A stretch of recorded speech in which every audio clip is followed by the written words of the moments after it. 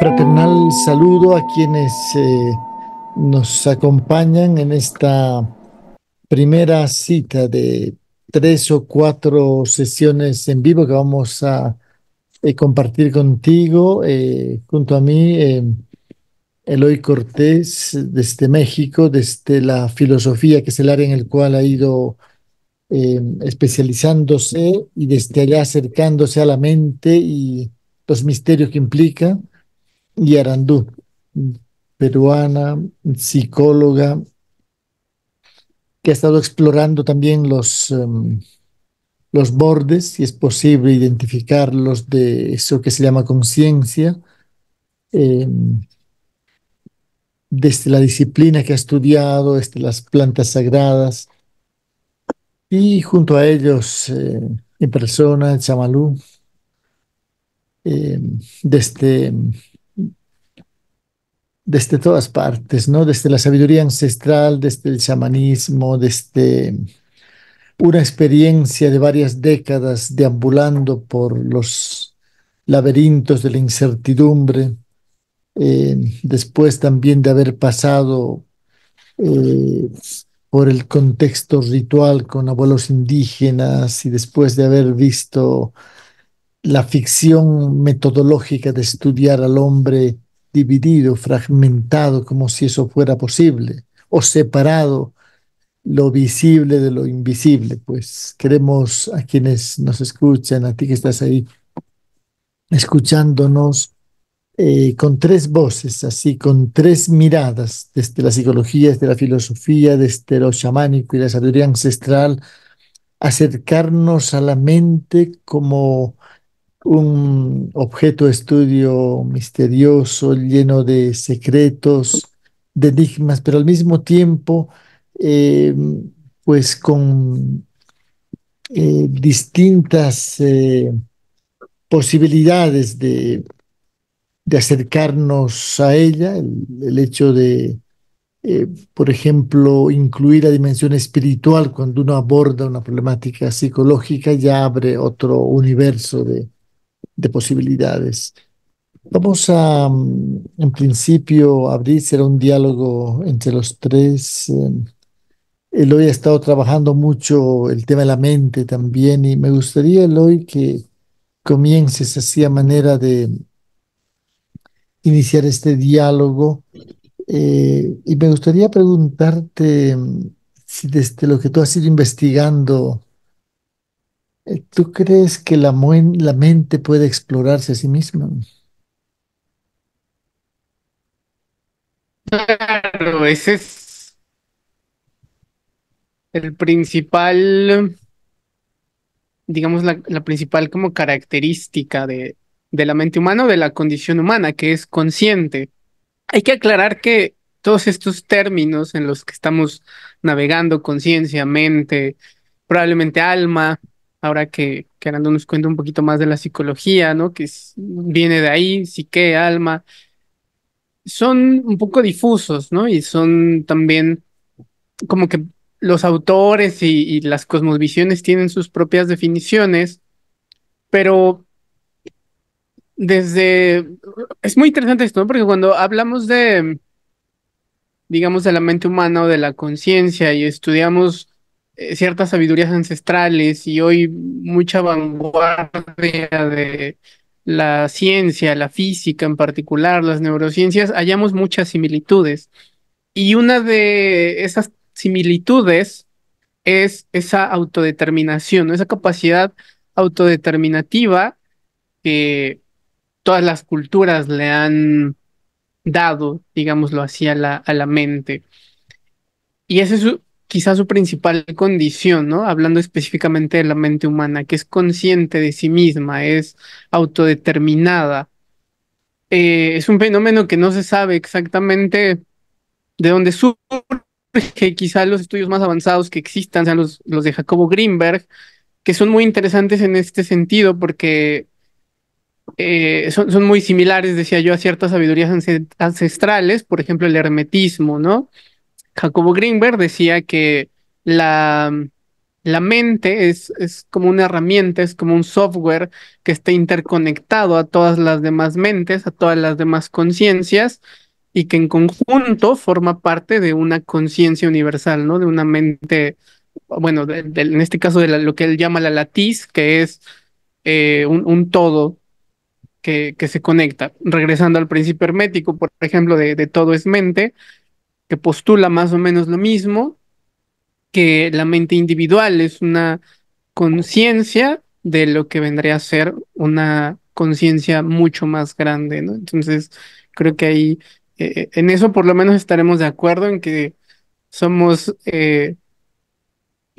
mentes que se miran a sí mismas, pero que son parte de un todo universal, ¿no? Sí, muy bien, muy interesante esto. Ya hablaremos en las próximas emisiones. Están todos invitados a semanalmente acompañarnos en estos diálogos, así a trío. Eh, Hablaremos de Jacobo Grinberg. Es realmente inevitable aludir a su propuesta y ese acercamiento, ¿no? A las sabidurías ancestrales. Ahí olvidemos a Pachita, ¿no? Y ese ser extraordinario que él tanto admiró. Em, Arandú, Eloy nos ha estado hablando un poco de la mente. A ver, ¿tú crees que los animales tienen mente?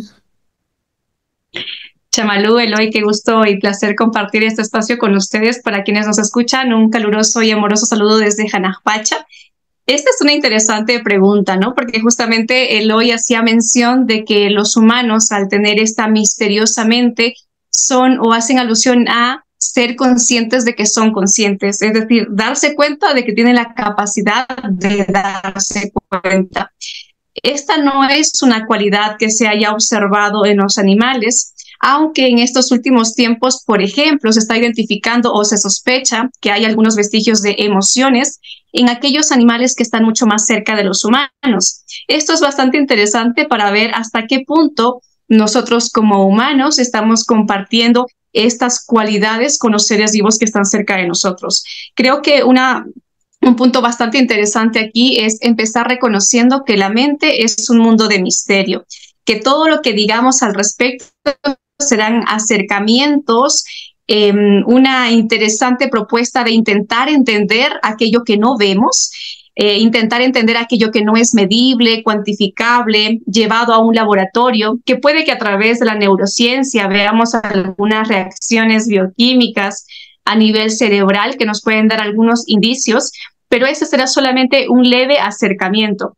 Ya hace alusión también Eloy a Jacobo, y es interesante ver que todas estas personas como Jacobo, Claudio Naranjo, antes Jung, han tenido este aporte integrativo porque han permitido acercarse a sabidurías ancestrales, es decir, no se han cerrado en un aporte occidental o meramente lo que se entiende como ciencia, que diríamos mejor una ciencia occidental, sino que han permitido recoger conocimientos y sabiduría de diferentes pueblos indígenas, lo que les ha permitido tener una noción más amplia de lo que podría ser la mente humana.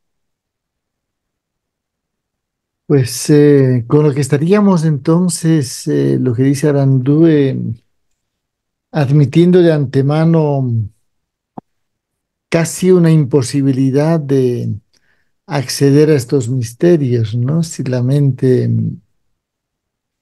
está envuelta así en una nube de misterio. ¿Tú crees, Eloy, que la ciencia, o mejor digamos la razón, es la herramienta suficiente y adecuada para comprender lo que es la mente? ¿O estamos equivocándonos así de metodología, de herramienta? Sí, definitivamente, nunca ha sido suficiente. Yo no sé. Sí, bueno, se creyó que era suficiente en la era positivista de la ciencia, ¿no? Que duró bien poquito. Em, en un principio, siempre que hablamos precisamente de las capacidades de la mente, de la misma condición humana, la razón es una parte fragmentaria, es muy pequeña. De hecho, cuando se habla de la evolución del ser humano, la misma ciencia se sabe que la parte racional del cerebro, de todo, de toda esta materia gris que tenemos aquí, que es eh, lo que nos permite acceder a muchas experiencias, incluidas, por ejemplo, la parte mística, ¿no? Las neurociencias más avanzadas han descubierto lo que ya sabían las culturas ancestrales acerca de nuestra capacidad para tener experiencias místicas, ¿no? Hoy apenas se vienen a dar cuenta los neurocientíficos que hay eh, partes específicas del cerebro que son receptoras de estas experiencias y que son provocadoras también de estas experiencias. Y la parte racional solamente una de esas tantas partes del cerebro. Entonces, cualquier estudio que se haga o cualquier abordaje, digamos, cualquier explicación, cualquier intento incluso de comprensión acerca de todos estos fenómenos que se haga únicamente desde la razón, por supuesto que está inconclusa. Los grandes inventores de la razón, que fueron los griegos, la cultura griega, para ellos también estaba incompleto si uno se quedaba con eso nada más. O sea, era una parte muy pequeña. El problema es que los occidentales rescatamos de los griegos solamente la razón, ¿no? El logos y no solo se quedaba ahí, ¿no? Por ejemplo, para terminar esta intervención, cuando se hablaba de conocimiento, el mismo Sócrates, es decir, cuando él se preguntaba cuáles son como estos niveles en los que el ser humano puede decir que conoce algo, decir que ha aprendido algo, él enumeraba tres, ¿no? El primero, que era la doxa, que era una forma muy escueta de conocimiento porque era únicamente la opinión, ¿no? Es decir, eh, uno puede decir que conoce algo a través de la opinión, pero en realidad no lo conoce, solamente está emitiendo juicios que no tienen ningún valor. Luego está el logos, precisamente la razón, cuando uno es capaz de enunciar o de describir determinada cosa de manera lógica, de manera articulada, de manera argumentada, y entonces ahí podría parecer que sí conocemos algo, pero en realidad lo que hacemos es solo explicarlo en un intento de comunicación que se queda inconcluso. Y posteriormente está el famoso nous, ¿no? Que es este nivel de conocimiento al que uno accede no a través de las palabras, no a través de la razón, sino a través de ser aquello que quiere conocer. Y este es un nivel de conocimiento muy místico, porque implica casi que fundirse a un nivel álmico, a un nivel del ser, con aquello que uno quiere conocer. Y para eso, pues la razón queda eh, completamente coja, ¿no? Queda eh, muy vulnerable si quiere acceder a eso. Entonces, no es suficiente. Bueno, muy bien. Sí, parecería, sin embargo, que más que los griegos fue la versión moderna de los griegos, ¿no? Lo que ha eh, desconectado eh, o ha dejado a la razón como suficiente, ¿no? Y desconectada de lo sagrado, ¿no? ¿Acaso los griegos no iban a Delfos, ¿no? Al oráculo en una época en la que necesitaban tener más claridad eh, en su comprensión de lo que tenían que hacer. Sí, interesante esa alusión a la experiencia mística. El cuadro que tienes ahí al lado, Eloy, parece la descripción así, ¿no? De una experiencia mística así, absolutamente imposible de entender racionalmente, ¿no? Y es justamente ahí donde la razón muestra sus límites. Y sin embargo, menos mal que no somos solo razón, ¿no? Que ahí comienza, y eso bien mencionaste que los abuelos indígenas de muchas tradiciones culturales ya sabían, ¿no? Que hay otros estados de conciencia, que hay otras formas de acceder al conocimiento, que este, diríamos en terminología más contemporánea, no procede de la relación sujeto-objeto, ¿no? En los Andes, por ejemplo, eh, nada se explica sin un contexto ritual. Y el ritual es absolutamente post-racional, ¿no? O pre-racional, o en fin, no hace falta acceder a la razón. Bueno, todo esto vamos a ir abordando. Quiero reiterarles a quienes nos están acompañando que Vamos a tener 4 encuentros, 3 más aparte de este, hablando de la mente, hablando de todo esto que es muy sugestivo, las profundidades, pero miradas desde el enfoque de la filosofía de la mente con el hoy, de la psicología, así más transpersonal, con Arandú y nuestra más chamánica y la sabiduría ancestral, así que están invitados a invitar más personas. Arandú, ¿para quiénes se están acercando a esto? Para que no les parezca muy eh, extraño lo que estamos hablando. Bueno, de pronto aparecen términos como mente. Vamos a ir haciendo un pequeño glosario, ¿sí? Mente, conciencia, alma, cerebro, finalmente la parte tangible, así. En resumen, como un abecedario inicial, ¿estamos hablando de lo mismo? Recuerdo que cuando leía a Ken Wilber, Chamalú, hacía mención que cuando intentamos definir o conceptualizar una experiencia o algo que es inherente al ser humano, es como un atrevimiento porque reducimos eso a una frontera, a un límite. Sin embargo, sabemos que estamos en este mundo, como lo conocemos desde las sabidurías ancestrales en el Caipacha, y pues para poder compartir esos aprendizajes ha surgido el lenguaje, esta propuesta de definir, de tener conceptos, ideas, y creo que desde ese punto podemos ver lo que nos es útil a estas alturas, pero siempre, para quienes nos escuchan, tomar en cuenta de que solo es una intención de intentar transmitir un conocimiento. Como lo mencionaba hace un momento Eloy, cuando hacía alusión a este nivel de conocimiento que se obtiene cuando nos convertimos en lo que somos, ¿no? Entonces, quienes nos escuchan, yo les propongo que por un momento puedan poner en paréntesis sus conocimientos previos, todo aquello que ya saben hasta ahora, para que puedan animarse a ver aquello que entendemos como una verdad o una realidad de manera completamente diferente. Podemos empezar, por ejemplo, mencionando que aquello que conocemos como alma o como espíritu es aquello que habita en nosotros, pero que no vemos. Aquello que, como se hacía alusión hace un momento, forma parte de esta totalidad de la que provenimos, que podemos llamarle fuente, conexión, de aquello que, a lo que estamos sujetos todos en esta experiencia humana, pero que no es tangible, que no es medible, que no es controlable, pero que existe y que nos hace ser humanos a todos los que tenemos esta experiencia humana. Cuando hablamos de mente, desde la psicología se hace alusión a qué es ese proceso cognitivo, experiencial, emocional, aquello que ocurre y que nos permite tener contacto con la realidad, dentro de la cual está, por ejemplo, la percepción, los pensamientos, los recuerdos, dentro de ellos la memoria y los diferentes tipos de memoria, las emociones, las sensaciones, todo esto ocurre en un mundo que se le llama la mente.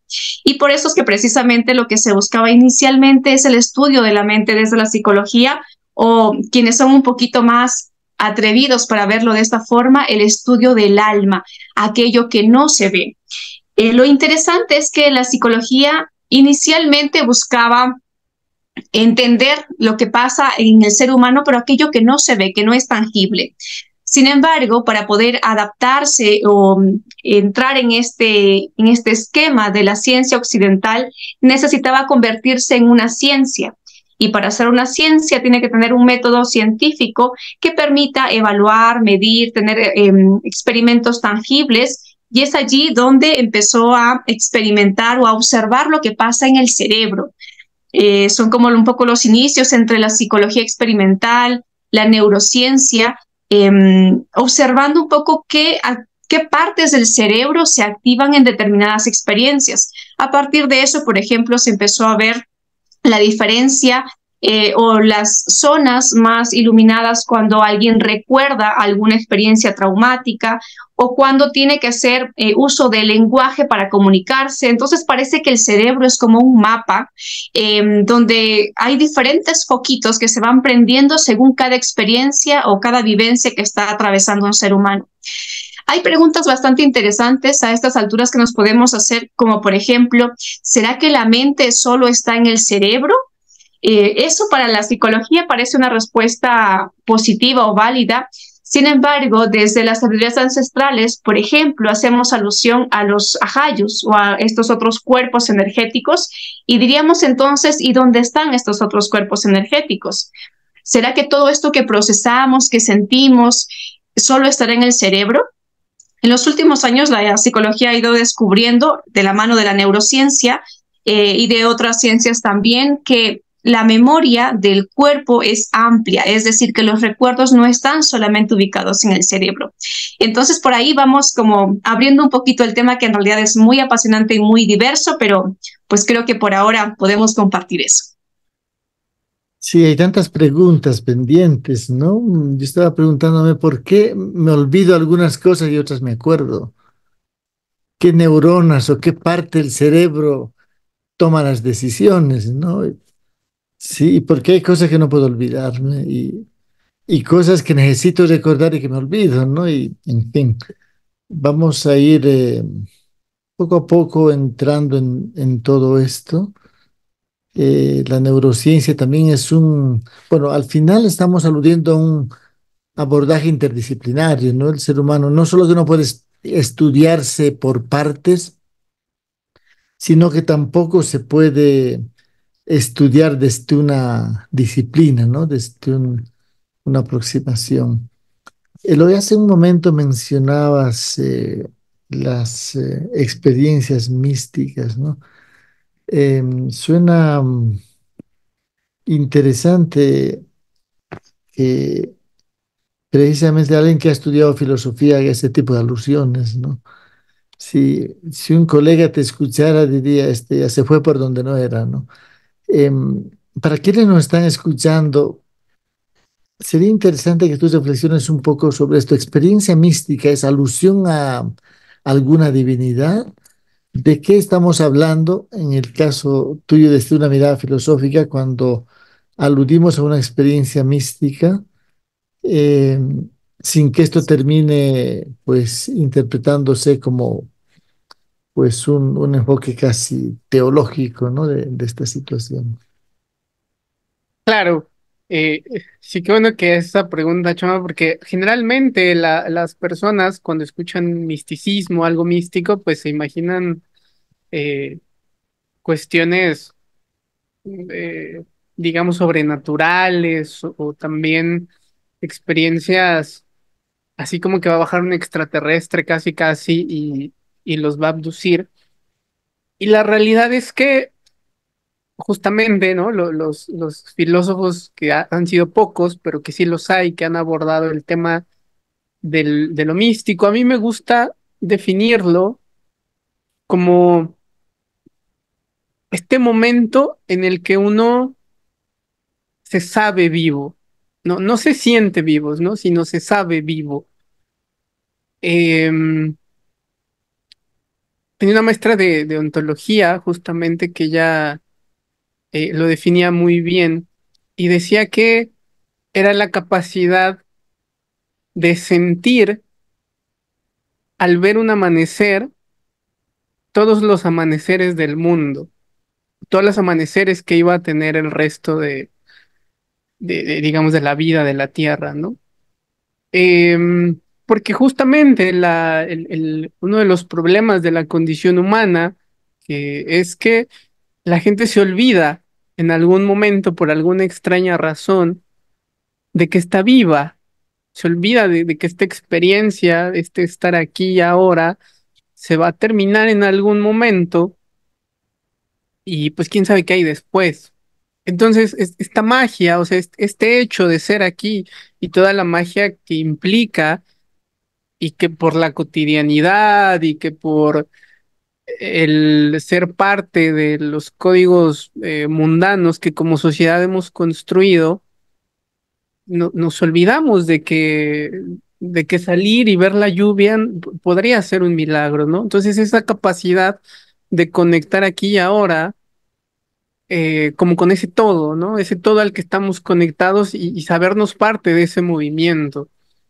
Es muy interesante, por ejemplo, leer en las experiencias de algunas personas, cómo han vivido estas experiencias místicas hay una muy famosa, ¿no? De esta, tú la debes conocer, Chama, se me olvidó, esta mujer, Santa Teresa creo que dice que Dios tocó su corazón y que le estaba atravesando su corazón y casi que describe una experiencia erótica, ¿no? Al estar hablando de que Dios, ella sintió que Dios bajó y estaba con ella, ¿no? En un momento cualquiera, sí, en un momento cualquiera. Entonces la experiencia mística es eso, tener la capacidad en cualquier momento, en cualquier circunstancia, de conectarse a ese todo, ¿no? Y es algo que dura muy poquito, también es muy difícil ponerlo en palabras. Sí, muy bien, claro. Justamente por eso, ¿no? Uno apela a la poesía, ¿no? A las metáforas y sí, Claro. totalmente. Uno puede encontrarse ahí con una monjita haciendo poesía mística, que en realidad debería estar en el género erótico, intentando traducir su última experiencia mística. Eh, ¿Acaso, es que acaso no será el orgasmo un pequeño anticipo así de la experiencia mística, que es una experiencia de totalidad, de Claro. disolución del sujeto, de la subjetividad, de saborear esa unicidad, ¿no? Esa sensación oceánica, y que nos lo han puesto ahí a mano como para recordarnos por dónde es, ¿no? Por dónde va la vida y que uno se ha reducido a una gimnasia sexual meramente física y de carácter más bien reproductivo, ¿no? Por influencias religiosas. Ese es otro tema del que podríamos luego conversar más adelante en otras sesiones. Hay mucho que hablar. Esto apenas es la introducción. Están invitados todos a las próximas reuniones. El eje temático, la mente y sus misterios. Y ahí está todo. Prácticamente, me gustaría antes, ya nos estamos acercando al final, van a ser citas de 30, 40 minutos solamente, pero vamos a repetirlos y nos hacen llegar sus comentarios también, sugerencias, bienvenidos sean. Em, pero antes de despedirnos, Arandú, veo que te estás hidratando bastante.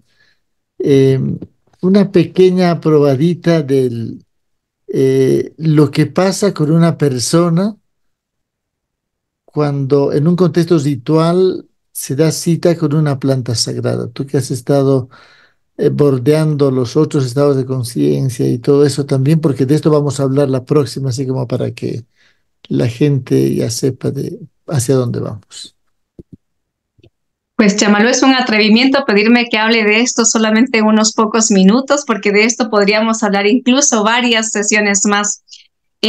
Esto que hacían mención ustedes sobre estas experiencias místicas, yo lo había justo anotado aquí como un orgasmo cósmico, antes de que tú hagas alusión al orgasmo, porque precisamente creo que es eso, la experiencia que podemos atravesar a través de las plantas sagradas, que sabemos que es un camino, una forma, no es un medio para todos. Porque el acercamiento a este camino tiene que ser a través de la reverencia, del respeto, de sentir que es lo que estamos necesitando o esperando. Usualmente en este mundo de las plantas sagradas se hace alusión a esto como un llamado que podríamos sentirlo más bien desde este lado del misterio, de esa sensación en la que tú sientes que ese es un camino que por ahora para ti es el que necesitas para tener este contacto con estas experiencias místicas. Incluso sería como una vía más directa con esa conexión de la unicidad a la que hacían mención ustedes, esta disolución de la frontera que se ha creado entre lo que creemos que somos para convertirnos en esa totalidad. Esta experiencia que describía Eloy, ¿no? Del saberse vivo. Y justamente en este punto, y creo que puede ayudarnos mucho a entender también la experiencia con las plantas sagradas, es que usualmente los seres humanos sabemos o comprobamos la realidad a través de los sentidos que conocemos o a través de la experiencia corporal.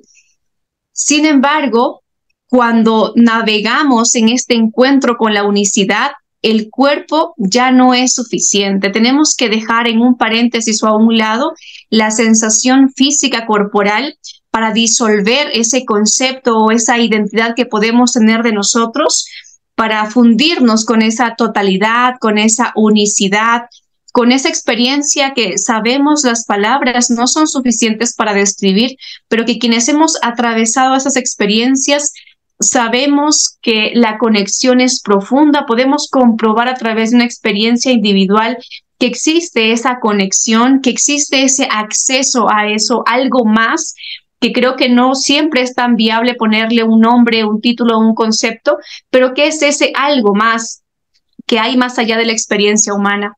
Las plantas sagradas pueden ser una puerta que nos permitan ese acceso un poco más directo, pero por supuesto haciendo alusión de que tiene que ser en un contexto ceremonial, tiene que ser en un contexto ritual, porque es la forma reverente de entrar a este otro mundo donde la razón ya no está invitada, pero que donde nuestra alma tiene una fiesta cósmica o, como lo dije hace un momento, un orgasmo cósmico. Bueno, muy bien. Apenas esto es la parte introductoria. Acaban de escuchar a Arandú, ella desde la comunidad Janacpacha en Bolivia, nuestro Ram chamánico. La foto que nos acompaña ahí como fondo es justamente una de las casitas circulares. Estamos en Bolivia, en Cochabamba. Eloy desde México. Pues, y esta trilogía propuesta, psicología transpersonal, filosofía de la mente y chamanismo, proponiéndote acompañarnos en 3 sesiones más en esto que serán diálogos así semanales, convocándote a pues abrir la mente y explorar los misterios de la mente y de la vida. Ya para despedirnos, Eloy, lo que tú quieras aportar, proponer, preguntar, en fin, en este cierre de emisión, en esta oportunidad. Bueno, agradecer primero, gracias, Chamalu, gracias, Arandú, por el espacio, por eh, estos minutos de este compartir que siempre revitalizan. Em, Quizá como último comentario a propósito de que mencionaste la pintura, ¿no? Que está atrás de mí. Es, bueno, en realidad es una pantalla, pero la obra que se ve es de Kandinsky, que Kandinsky fue un pintor vanguardista, perdón, vanguardista, inicios del siglo XX, que él precisamente es reconocido por un libro que se llama De lo espiritual en el arte. Él fue uno de los primeros pintores, sobre todo europeos de esa época, que se quiso salir de la pintura figurativa. Él dijo que la pintura no era para retratar la realidad material, sino para expresar algo espiritual. Él no encontró otra palabra más que esa, pero se refería a que el arte debía ser un canal a través del cual las personas pudieran conocerse mejor a sí mismas, tanto el artista como el espectador. Entonces, quizá una de las mejores formas para acceder a experiencias místicas y acceder también al conocimiento de uno mismo es y será el arte, ¿no? Entonces, invitar a la gente a que practique arte, haga arte y, y ya, pues nos vemos en el siguiente encuentro. Repito que ha sido un placer. Gracias, Eloy Arandú. Sí, creo que nuestras almas han salido bastante nutridas de este compartir. Mientras estaban hablando, me preguntaba, o pienso que a lo mejor podrían preguntarse quienes nos escuchan, ¿y de qué nos sirve un poco conocer la mente? ¿No? ¿Por qué este afán de explorar la mente? Yo creo que es un impulso evolutivo del ser humano, del saberse más consciente y más conocedor de sí mismo. Y por supuesto sabemos que la mejor manera de hacer que nuestra experiencia humana sea placentera y plena es conociéndonos. Entonces, proponemos siempre el autoconocimiento, pero en este caso vamos a hablar de manera más completa de la humanidad y de cómo es que el ser humano podría estar funcionando. Repito lo que dije al inicio, esto es un atrevimiento, pero pues somos atrevidos, ¿no? Somos atrevidos desde la filosofía Ibeshama y buscamos proponer aquello que no siempre se propone. Por ejemplo, el hecho de que juntemos aquí el chamanismo, la psicología, la filosofía y por supuesto los aportes de otras ciencias que también son útiles para conocernos y pues garantizar de esta forma que la experiencia que estamos atravesando en esta escuela llamada Planeta Tierra contribuya a la evolución de nuestra conciencia. Gracias, Eloy y Chamalú. Sí, igualmente gracias a ambos. Estaba preguntando, ¿qué pasará en el cerebro de la gente que no reflexiona? Mientras escuchaba ambas intervenciones, porque uno de los objetivos de estos diálogos es hacerle pensar, ¿no? A quien nos acompaña, hacerle reflexionar, proporcionarle insumos reflexivos y animarle a que se atreva a poner en tela de juicio algunas creencias que le han estado acompañando. Están todos invitados para la próxima semana a un otro diálogo así desde esas tres voces que estamos coincidiendo, invitándote también a, si puedes, hacernos llegar sugerencias. Nos vemos la próxima semana. Gracias, Arandú, gracias, Eloy, y a quienes nos escucharon. Un abrazo, hasta la próxima.